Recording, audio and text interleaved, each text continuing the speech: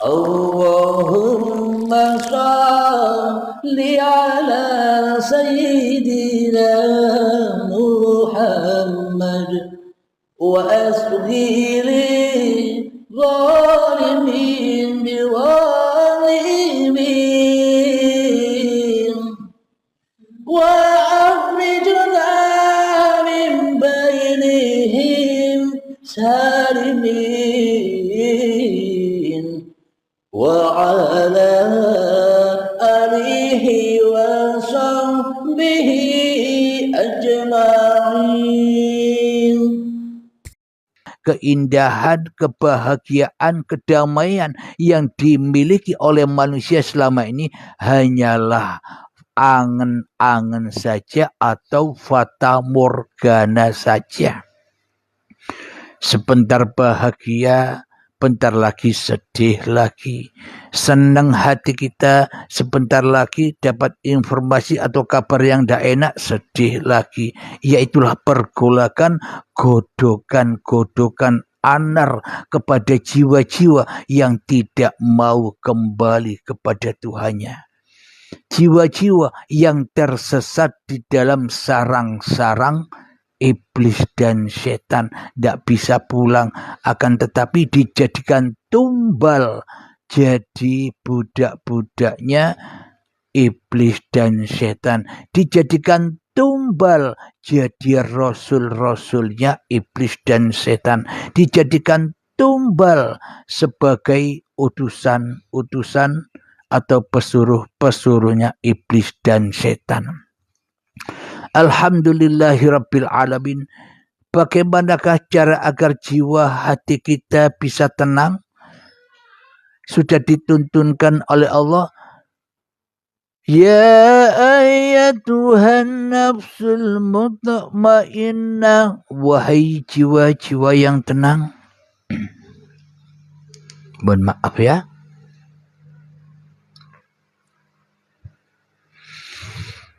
Caranya bagaimana? Irji'i ila rabbiki radiyatan mardiyah. Pulanglah kepada Tuhanmu dengan ridho, maka Allah akan meridhoimu. Apa maknanya? Yang dipulangkan apanya? Kalau tidak dijelaskan ya bingung apa yang mau dipulangkan. Selama ini kita merasa memiliki semua. Kita merasa memiliki hidup dan badan. Kita merasa memiliki harta. Kita merasa memiliki uang, dunia, pangkat, jabatan, dan sebagainya. Apa yang mau dikembalikan? Irji'i ila rabbiki radiyatan mardiyah. Yang kau kembalikan adalah dulu ketika kita masih bayi, tidak punya apa-apa. Ketika kita masih bayi terlahir dengan telanjang bulat, tidak punya apa-apa. Jangankan punya harta, hidup dan badan saja tidak punya. Meskipun secara syariatnya kita ada, tapi hakikatnya kita selama ini tidak ada. Waktu saat bayi kita tak mampu mengaku-akui, kita tak mampu miliki hidup dan badan ini. Karena kita belum ada, belum wujud, masih goib. Nah saat kita bayi, siapakah yang wujud daripada diri kita? Kullu mauludin yuladu alal fitrah. Seluruh bayi yang terlahir itu dalam keadaan suci, bersih. Kenapa kok dikatakan suci, bersih? Karena Abdul Halimnya ra'ono, karena Abdul Halimnya rawujud, karena Abdul Halimnya rahidup, karena Abdul Halimnya tak bisa apa-apa dan tak bisa bersiapa-siapa, karena Abdul Halimnya masih di dalam liputan Allah, maka suci Abdul Halimnya. Apa yang dimaksud Abdul Halim suci? Karena Abdul Halim tak ada, yang ada hanya Allah. Itulah sucinya Abdul Halim dan itulah sucinya Anda semua. Ketika hanya Allah yang ada, itulah yang disebut subhanalladzi asra bi'abdihi lailan. Maha suci Allah yang memperjalankan hambanya di suatu malam. Di suatu malam apa?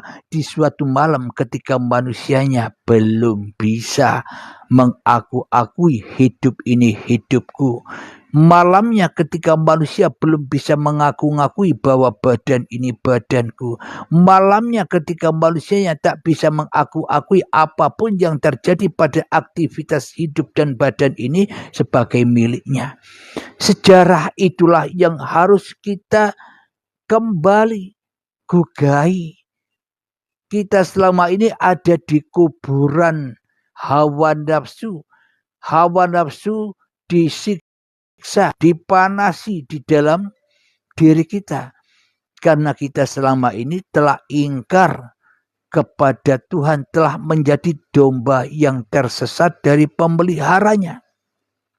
Maka yang ada hanya api-api saja, tidak ada damainya hidup ini. Selalu gampang menyalah-nyalahkan orang, selalu gampang merendah-rendahkan orang. Itulah kepanasan hati kita. Selalu mengejek-ngejek orang, padahal yang diejek adalah dirinya sendiri. Sukanya kafir-kafirkan, nyalah-nyalahkan orang, padahal yang kafir dan yang salah adalah dirinya sendiri. Kenapa? Karena kita selama ini tidak menyadari itu. Karena kita tidak menyadari kesalahan kita. Kita tidak menyadari kekafiran kita yang selama ini selalu ingkar dan selalu mensekutukan Allah dengan diri kita di dalam dada kita. Gampang menjelek-jelekkan orang padahal dirinya sendiri yang jelek. Kenapa? Munculnya sifat-sifat itu semua pada hati yang jelek. Fahsya wal mungkar. Hati-hati yang bisa belum menjawab di dalam alam kubur jiwanya, belum bisa menjawab Allahu Rabbi. Ketika aku duduk ditanya mungkar nakir, Halim, marabbuka, siapakah Tuhanmu yang bisa mendudukkanmu? Abdul Halim tidak bisa menjawab. Kenapa? Karena di dalam dada Abdul Halim yang berkuasa sebagai pencipta duduk ini, Abdul Halimnya tak akan pernah bisa menjawab Allahu Rabbi. Maka bila manusia tak akan pernah bisa menjawab bila hanya Tuhanlah yang berkuasa atas dirinya, ya disiksa terus, ditakut-takuti terus. Alhamdulillahirabbil alamin. Kembali pada ayat Fadkhuli fi ibadi, maka jadilah kalian hamba-hamba yang mengabdi. Kapan itu? Ketika kita sudah mempersembahkan lagi hidup dan badan ini. Oh, ternyata bukan milik kita. Ilmu dan amal ini, oh ternyata bukan milik kita. Harta dan jabatan ini, oh ternyata bukan milik kita. Bila sudah datang keridhaan di dalam hati kita bahwa semua ini bukan milik kita, maka Allah akan meridhoi kita. Maka Allah akan menerbangkan kita menuju Allah. Seperti menerbangkannya Allah kepada Kanjeng Nabi Muhammad sallallahu alaihi wasallam, yakni mi'rajul mu'minin. As-salatu mi'rajul mu'minin. Salat itu tempatnya, mi'rajnya orang mukmin. Bukan salat-salat yang jungkir balik itu loh ya. Salat 5 waktu kita tidak bisa pulang kepada Allah. Apakah itu dikatakan salat? Wong yang sholat masih manusianya. Wong yang bisa beribadah masih manusianya. Ya tidak bisa pulang. Berarti belum mi'rajul mukminin. Akan tetapi mi'rajul kafirin. Mi'raj kepada hawa nafsunya. Di dalam dadanya, di dalam sholatnya ketemu hawa nafsunya yang bisa sholat. Allahu Akbar. Ketemu hawa nafsu iblis dan setannya yang berkuasa atas sholat, ibadah dan amalnya dan sebagainya. Jadi belum mi'rajul mukminin. Kenapa? Karena kita belum jadi orang yang selamat. Kenapa? Karena kita memilih Tuhan itu yang salah. Memilih penguasa yang salah. Memilih yang diahadkan di dalam jiwanya, ahad yang salah. Memilih yang ditauhidkan di dalam jiwa kita selama ini, tauhid yang salah. Iman tauhidnya, akidahnya masih versi iblis dan setan, versinya hawa nafsu, yang tidak akan bisa menjadi abdillah, tak akan bisa menjadi hamba-hamba Allah. Akan tetapi kita semua, ya termasuk saya, selama ini hanya sebagai hamba-hamba hawa nafsu ini dewe, melaksanakan ibadah, melaksanakan kebaikan hanyalah untuk pemuas kelegaan hati kita sendiri, supaya kita dipandang besar orang lain, supaya kita dimuliakan orang lain, supaya kita dikatakan ahli ibadah, dikatakan para alim ulama. Itulah timbulnya sifat iri, riya, dengki, sombong dan sebagainya. Kenapa? Karena kita masih berkumpul di dalam anar, berkumpul di dalam fahsya wal mungkar, karena manusianya lebih besar daripada Tuhannya di dalam dada kita. Maka tak akan pernah menjadi hamba yang mengabdi.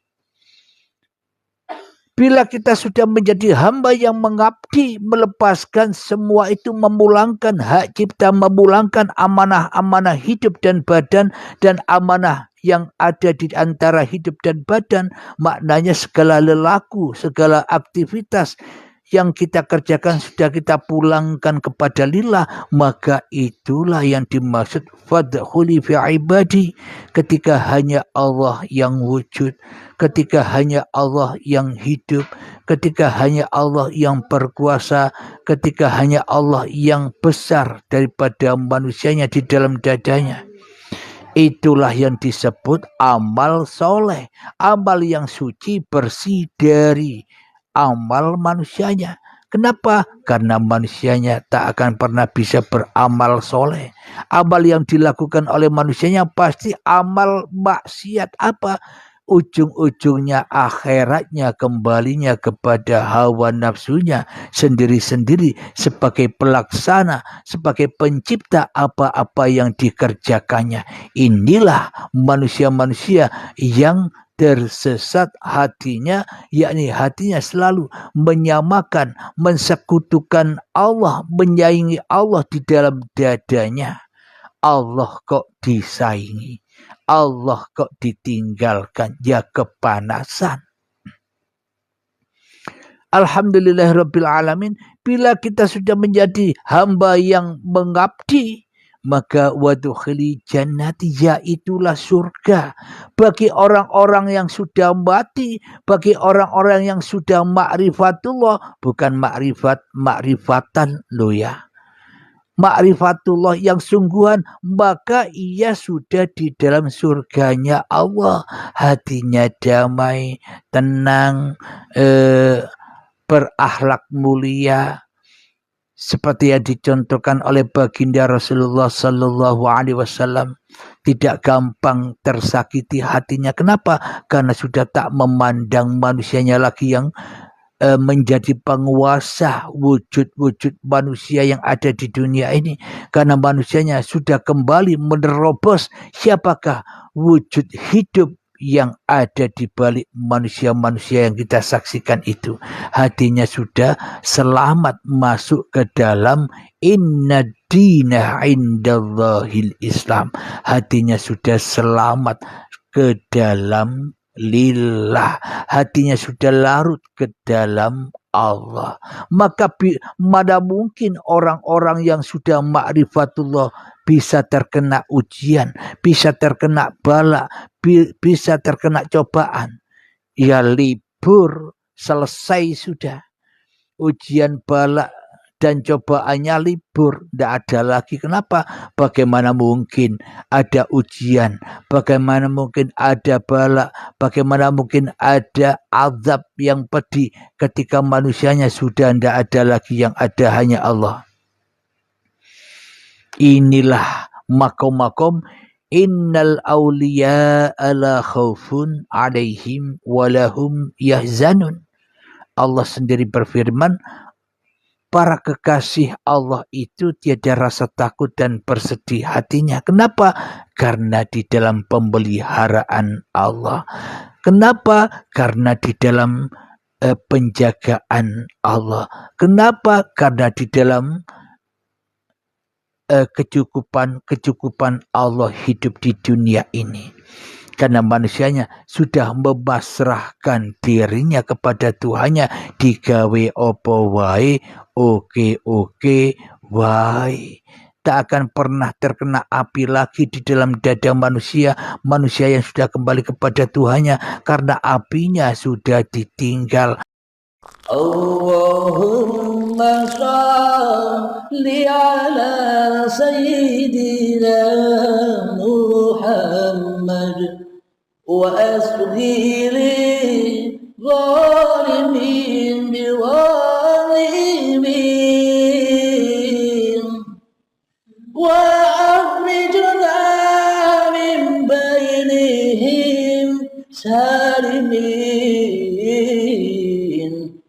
وعلى آله وصحبه أجمعين